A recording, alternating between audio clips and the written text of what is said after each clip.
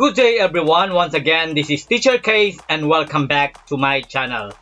If you are just new watching this video, please consider to like, share, subscribe, and hit the notification bell so that every time that I will be uploading a new video, you will be get notified.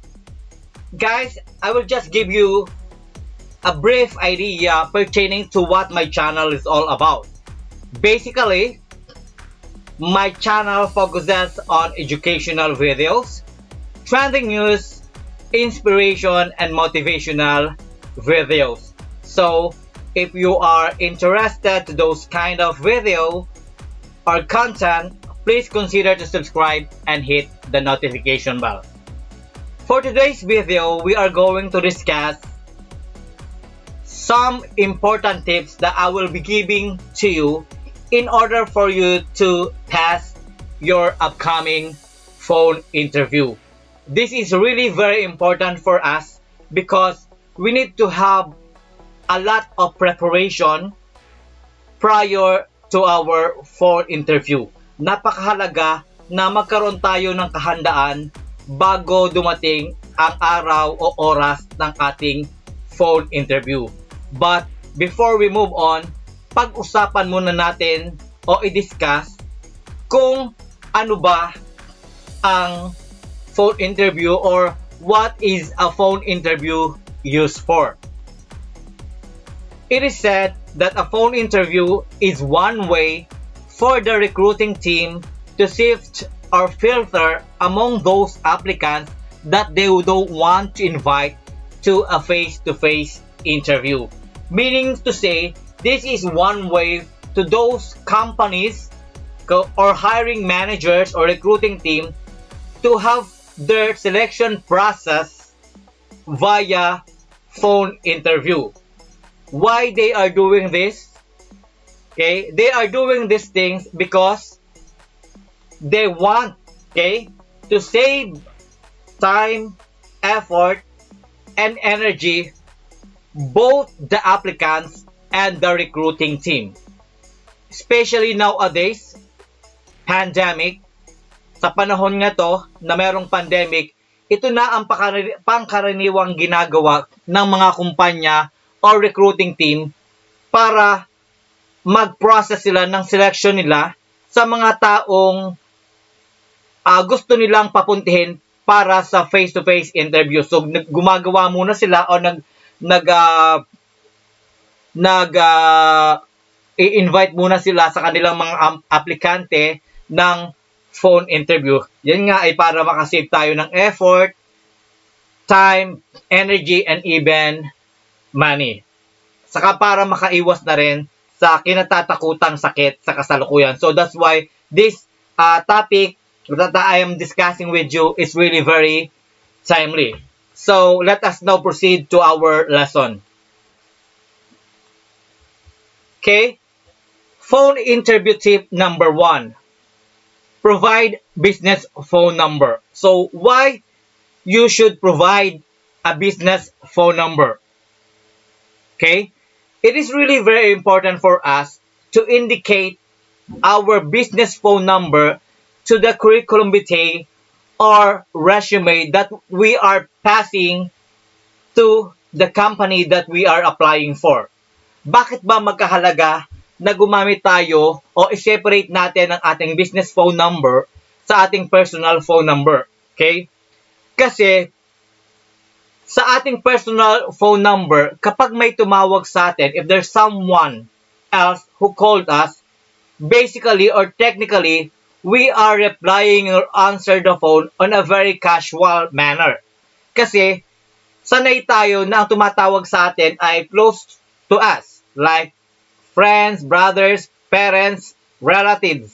So, kung ang gagamitin nating phone ay personal phone number, baka kapag may tumawag sa atin na isang kumpanya or coming from a recruiting team, ay masyadong naging casual ang ating paraan ng pagsagot. Remember that we need to be formal during the phone interview.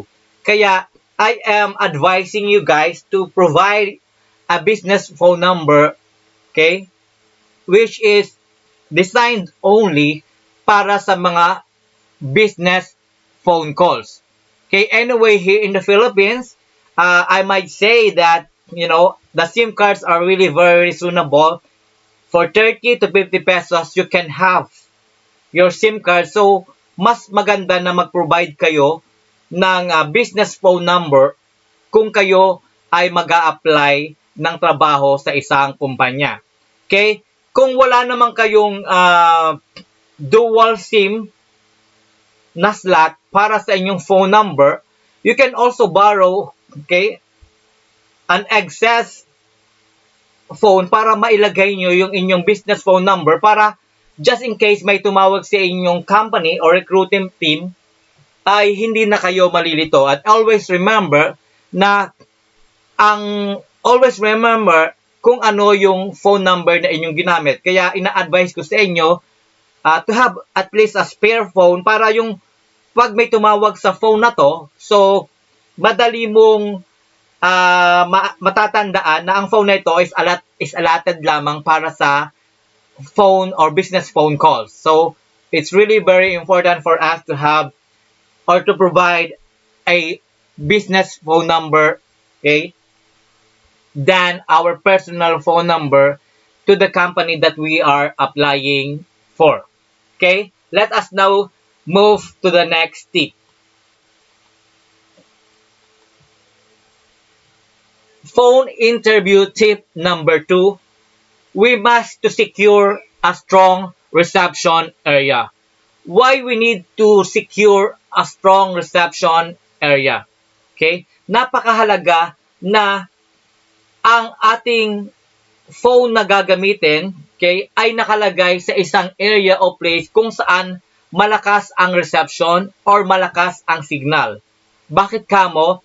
It is really very uncomfortable for the interviewing team or the HR manager or recruiting team if we keep on asking, I'm sorry sir, I cannot understand you. Would you mind to repeat your question because I can't hear you well? Because I am encountering a signal issue. Meron po akong problema sa signal. Ang hina po ng dating, hindi ko po mapakinggan. So if you keep on repeating, excuse me, I'm sorry sir, I can't barely hear you. Hindi ko po kayo masyadong marinig, hindi ko po kayo masyadong mapakinggan. Yan ay magiging dahilan para hindi na ituloy ang iyong interview at mawalan ka na ng chance na tawagin para sa final or face-to-face interview. So it's really very important for you to find a place wherein there is a strong reception area or malakas ang signal. Okay? Let us now move to the next tip. Alright. Phone interview tip number 3. Okay? The phone battery should be fully charged. Of course, we need to be prepared in advance prior to our expected phone interview. Baka hindi natin namamalayan na 1% na lang pala ang battery ng ating phone. Then when we receive the phone, bigla siyang namatay. Then it really gives disturbance, okay, on the part of the HR recruiting team na tumatawag sa atin. So make sure that the battery of your phone is fully charged para makaiwas tayo sa ilang mga problema or issue when we have our phone interview. Next. Phone interview tip number 4. Always bear in your mind that technically the phone coming into our number came from unknown number. Laging nakalagay na unknown number. Bakit nilalagay ng mga kumpanya na unknown number ang phone na yan? Is because those guys working an HR recruiting team, okay, or hiring team, they are so very busy and they don't want to be disturbed. So they don't want those applicants whom they phoned or called to call them back. Okay? Kaya kapag nakita ninyo na unknown ang name, walang name na nakasulat sa tumatawag sa iyo, nakalagay lang is unknown, be ready on it. It's really 100% possible that the one who's calling you is coming from any representative from the company that you are applying for. So bear in your mind that basically or technically there will be an unknown call coming into your phone na nagre-ring. Okay? So isipin nyo na yung tumatawag na yan ay galing sa kumpanya na inyong pinag-applyan. That's why it is unknown. Okay, let us now move to the next tip or tip number 5. Phone interview tip number 5. Zero background noise. So it's really very important for us to have a very quiet place. Okay? Make sure that during the interview, there will be no disturbance between you and the interviewer. So make sure to allot a space. It can be a room or a place wherein there are no people passes by, walang taong maiingay, walang motor na maiingay, para magkaroon kayo ng smooth speaking engagement.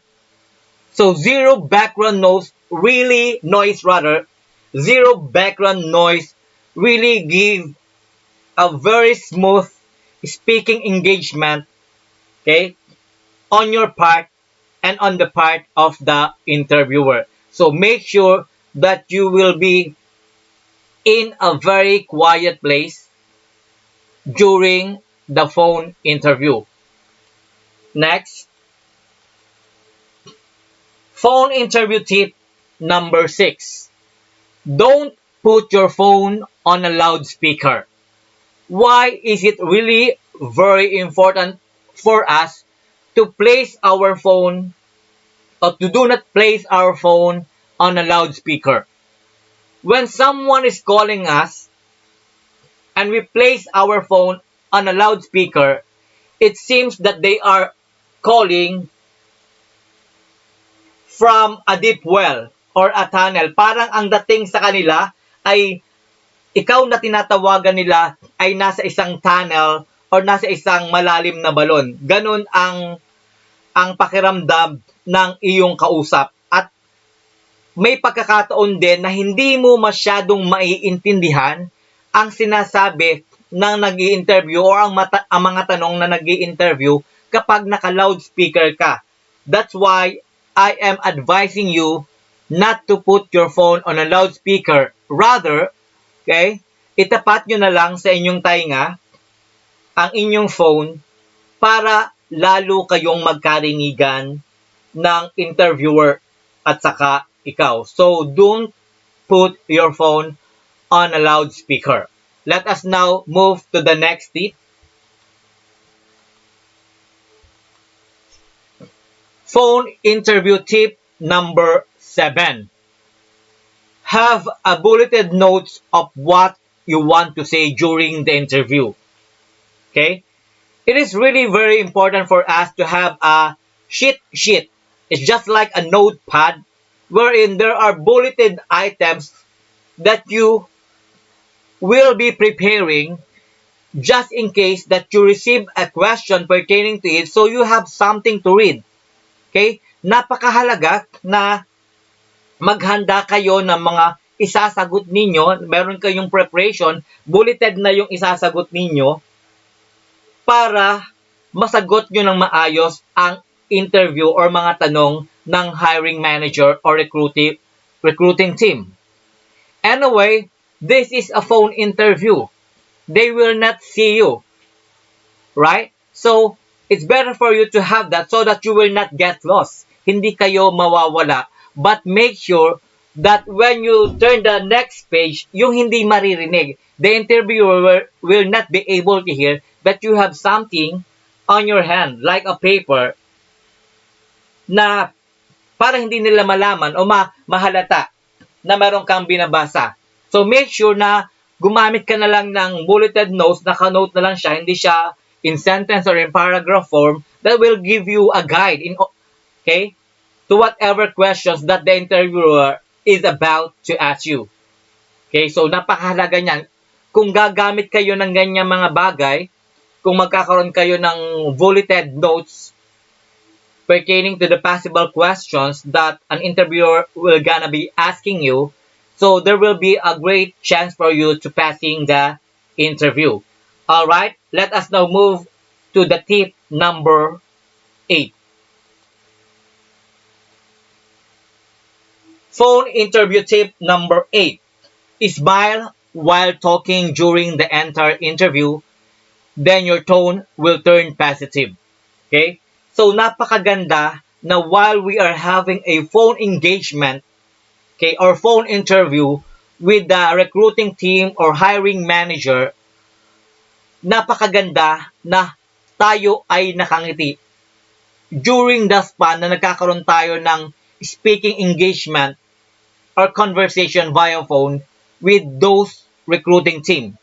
Why? Because it imbibes positivity.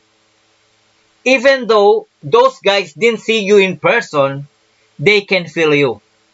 So if you smile while you are speaking, if you smile while you are answering their questions, they will feel it because it will reflect your enthusiasm and energy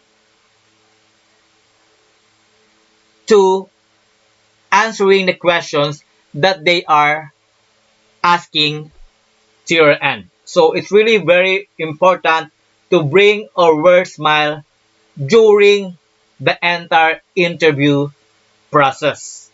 Alright? Let us now move to the last tip that I can give you. Make a thank you sample email. Okay? Aside from making a sample thank you email, after the interview process, you can also say a thank you message to the interviewer for giving you the opportunity to be interviewed on that day. Just for instance, anyway, sir, thank you so much for giving me this opportunity to undergo this phone interview, and I really appreciate it. So that is one way to give a sense of gratitude to those guys who exerted an effort and time for you to be interviewed. Aside from that, there is also another way na pwede nating magawa para makuha natin ang loob ng recruiting team or hiring manager na nag-interview sa atin, and that is by sending email. So I'll give you an example of this. So this is a sample email. Dear Sir, Madam, then you will put RE or subject phone interview. I sent this email to thank you for a great opportunity that you gave me to undertake the phone interview today. I am very pleased discussing the role pertaining to the position that I am applying for, and I am hoping to have an opportunity to visit your office to attend a face-to-face interview. I am hoping to receiving a positive response from your end. Sincerely yours, and put your name in here. Sincerely yours, Case Manalo. This is just a sample, okay? An example of a thank you email that you need to send after your phone interview to the recruiting team or the HR manager or the hiring manager who handled the phone interview. Bakit kamo? Kasi sa pag-i-email natin ng ganyan, dyan nila makikita that you are really very interested to joining their company at makuha yung posisyon na iyong pinag-a-applyan. So, bibihira kasi ang mga taong gumagawa ng ganyan. This is basically what I am doing right after my phone interview. Okay, because of course, they are sending an email to you na please be ready for a phone interview anytime this week. So you already have a prior conversation to the company that you are applying for, right? Before they give you a phone interview. So napakaganda na mag-send ka ng thank you email sa kanila kasi it's really very professional. It's really very professional and they will really appreciate that you have exerted an extra effort and time sending a message via email thanking them for the opportunity that they have given you for the said phone interview.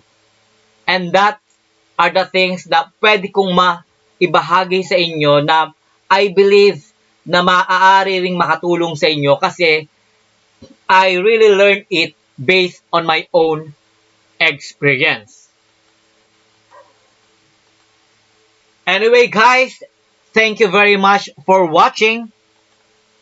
And if you believe this video really helped you a lot, please consider to like, share, subscribe, and hit the notification bell for you to be updated for more educational videos that I'll be uploaded. Anyway, guys, once again, this is Teacher Case. Happy learning and have a great day. Bye.